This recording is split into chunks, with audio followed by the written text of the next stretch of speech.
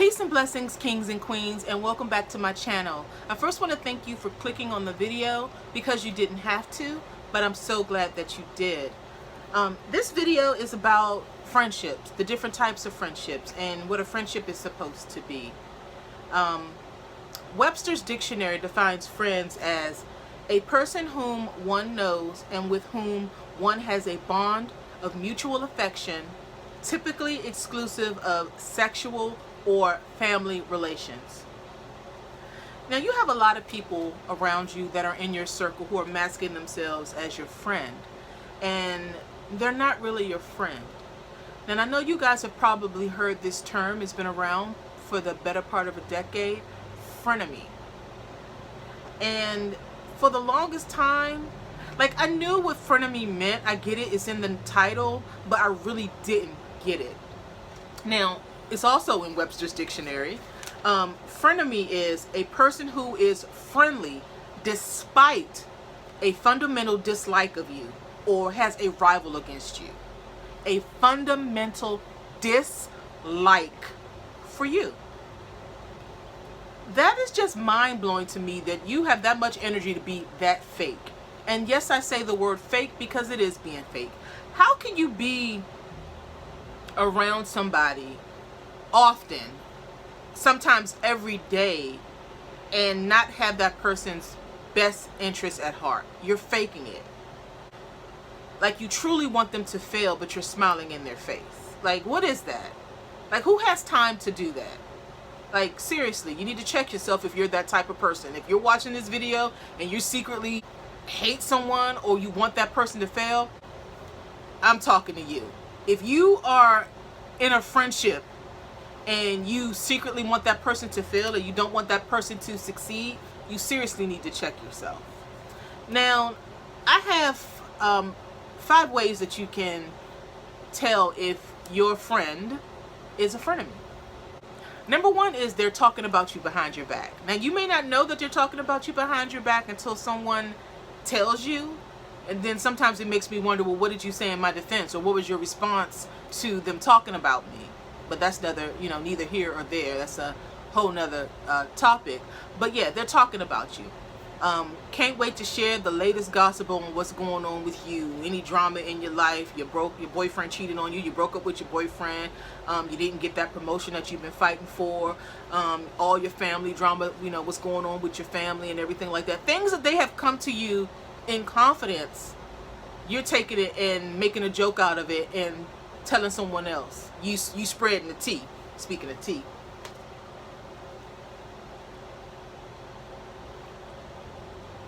But yeah, you out there, spilling the tea.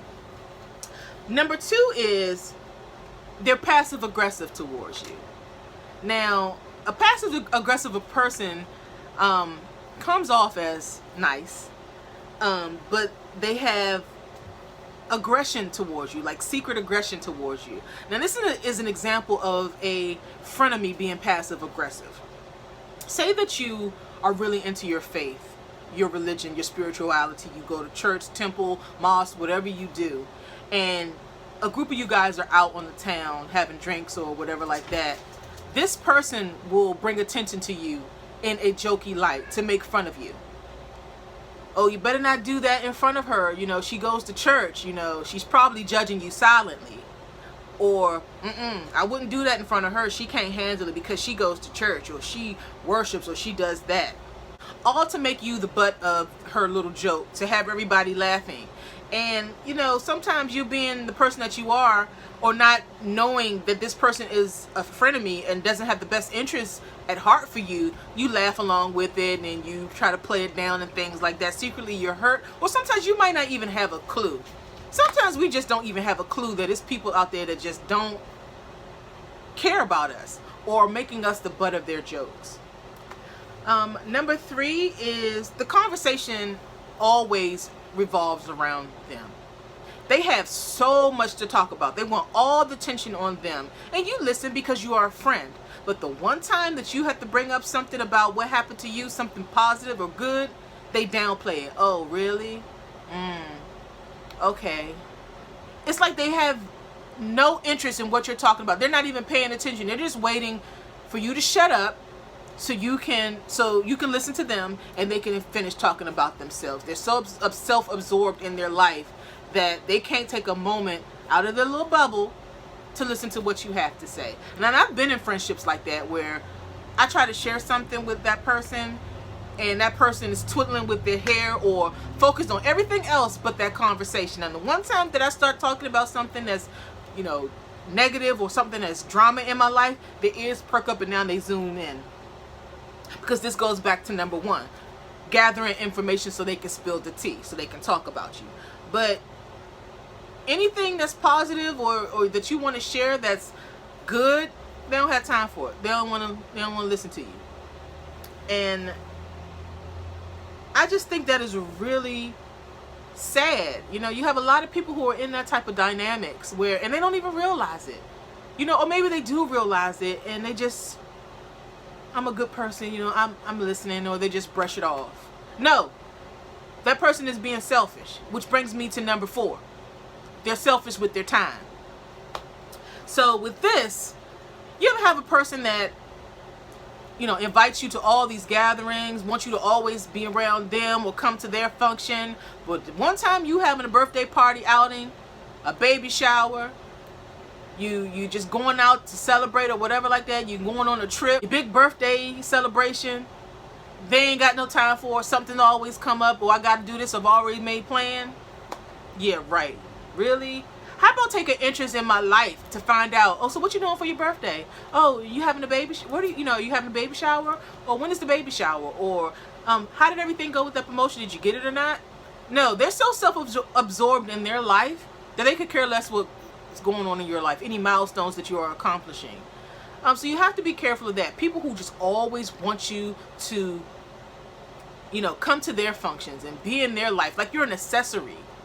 Like in case the situation is boring or something like that, then at least they have you to fall back on.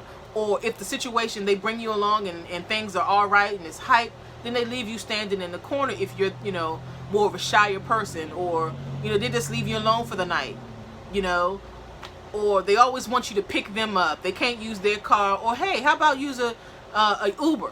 Take an Uber. If you're going to go out, take an Uber. Don't always call me up to take you somewhere, and I could never ask you to come pick me up. You always got an excuse or something. I don't drive, and if somebody invites me somewhere, I don't say come pick me up. I just take an Uber or a Lyft. I mean, in today's world, there's ways that you can get around. You don't have to depend on people, but you have those people, those frenemies that just want you to be at their beck and call, and come pick them up, sit around them, listen to them, be the center of, attention. Which brings me to number 5. They don't want you to be more successful than them. And that means being romantically successful, being successful in your family life, your career, or just your life in general. They don't want you to have more than them. They're so miserable in their life that they want to keep you down, so at least they can say, well, at least my life is better than yours or hers. These people are in secret competition with you. You have to be very selective on who you share your goals with and your dreams with, because these people are secretly hoping that you fail and that you don't accomplish it. If you come to them and say, yeah, I'm up for a promotion at my job, I really hope I get it, they're just, oh, okay, yeah. And then when you like, yeah, I didn't get that promotion, they're like secretly celebrating that. Like they're happy at your misfortune. Like you actually have some people around you right now in your circle who are happy when bad things happen to you, because they are so miserable and unhappy in their own life that they're relishing in your misfortune. So on to seasonal friendships. And what I mean by seasonal friendships is everybody is not supposed to be in your life forever. I compare sometimes, friendships to romantic relationships. Sometimes you got to break up with your friend. And I'm sitting here imagining a scene at a Starbucks where you're like, look, can we talk? We can go out and get a Starbucks and just chat for a little bit. And you break up with this person over coffee. It's things ain't working out. I just think this friendship has ran its course. But I wish you all the best. Now that sounds funny, but truth be told, sometimes you just need to end a friendship. They're not meant to be in your life forever. These are the people that sometimes you bond over one particular thing, but that's it. There's nothing else substantial in that friendship. It doesn't grow into something else. All friendships usually bond or start with a bond over something. You have something in common. Now, good friendships grow into something else where even if you don't have anything else in common but this, you still just generally like the person and you care about their well-being. And then you have the seasonal things where if you and that person ain't, if y'all not talking about this group that you guys are crazy about, and once that's said and done, ain't nothing else to talk about, and you really could care less about what's going on in that other person's life, except for when a concert comes up with that particular group, then, it's time to let that person go. And it's okay to end friendships, just like it's okay to end relationships if they're toxic or if they're not going anywhere. You don't have any ill will for that person. You don't wish them any harm. You don't dislike them. They didn't do anything to you, but the friendship has just ran its course. And just like romantic relationships, sometimes we stay in friendships way past the expiration date. Cut those friendships off. It's just dead weight. Wish them well. Which brings me to my last and final type of friendship, and that's your lifetimers. That's your friendships that when you meet this person, it just feels like you've known them your whole life. You guys just click. Even if you just bond over a particular group that you guys really like, it just develops into something else. This person genuinely cares about you. You don't have to talk about them every day, but when you do call them on the phone, it could be months, because as adults, life gets in the way, and sometimes we're just so busy to reconnect with our friends. But when you guys do pick up the phone, you're talking on the phone for hours, catching up. You generally care about what's going on in that person's life, and you're listening to them, and you just want nothing but the best for them. And when they succeed, you succeed. It's just a beautiful transfer of energy. And that's what I think a friendship truly should be. A positive transfer of energy. I love you, you love me. I know that sounds like the Barney song, but that Barney song really touched on some really important things. You want the best for that person. You want that person to succeed, and in doing so, you succeed. And I think it's good to view life like that, or have people in your life that are like that with you. And these are the people that you want to hold on to. The people that just know when you need help. Sometimes they just call you out the blue and be like, what's going on? I had a feeling that something's going on. The friends that pay your electric bill or put food on your table when you don't have any money. You don't even know how you're going to feed your kids, pay your rent. They're out there. If they can't help you monetarily, they're out there looking for programs or just trying to help you, or just giving you words of encouragement, letting you know that it's going to be okay. Those are the people that you want to hold on to. Those are the people that you want to invest your time in and call them, as often as you can. Or if you don't want to talk on the phone, send them a quick text. Hey, I was just thinking about you. Hope everything's okay. Let's chat soon. Give me a call when you can. Because I'm not the biggest phone person in the world. Matter of fact, I'm not a phone person. And the older that I get, I'm just a texter. I ain't trying to hide nothing. I just don't want to talk on the phone. But every now and then, it's just good to connect with your friends, just to talk to them. And if you don't want to talk on the phone, meet in person. Or invite them over your house. Guys have, a night together. Watch crazy, cheesy movies, order some takeout, and just catch up. And then go on about your life. Until next time, So I think if it's anything that I want you guys to take away from this video, is to sit back and evaluate the people that are in your life right now. Go over everything that I just explained about the frenemy, the people who are seasonal friendships in your lifers, and start cutting that dead weight off. Start getting rid of these people. And when you start pulling yourself back from these so-called frenemies, you probably won't even hear from them. You got those people who they don't reach out to you unless you reach out to them. I saw a quote on Facebook that really hit home because a few months ago I was really going through something, and it said that I wasn't myself for months and nobody noticed. You know, that hit home to me. That made me think about so many things.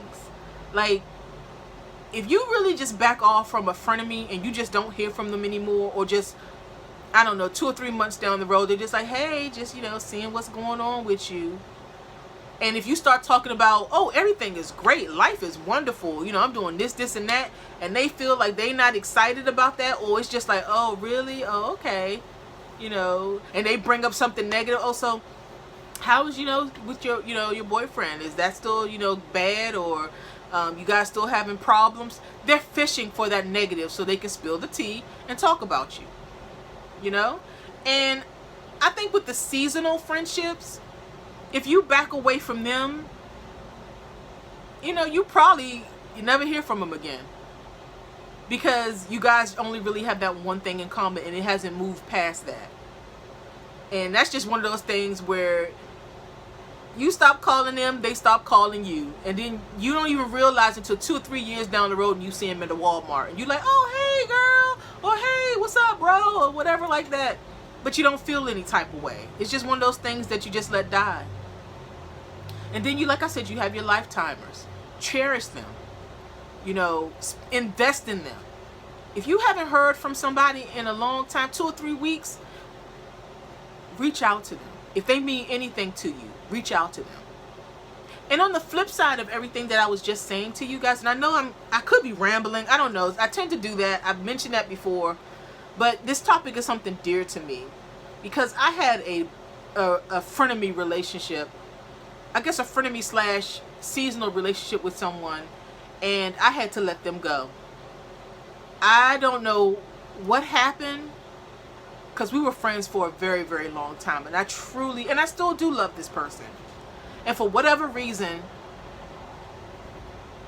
she started pulling away, or really just treating me like I wasn't a person who known her since she was 12. Like, it had me thinking about our whole friendship over the whole time that we've known each other. And we've had kids, and neither one of us has seen the other child in person. They're the same age. I used to think about when we were younger, us having kids and then our kids being good friends. But I guess it didn't work out that way. And I made peace with that. I love her, don't want anything to happen to her. I've really made peace with it. But if you have somebody in your life and they're one of the lifetimers, don't let them go. Cherish them. And I think I might be off topic.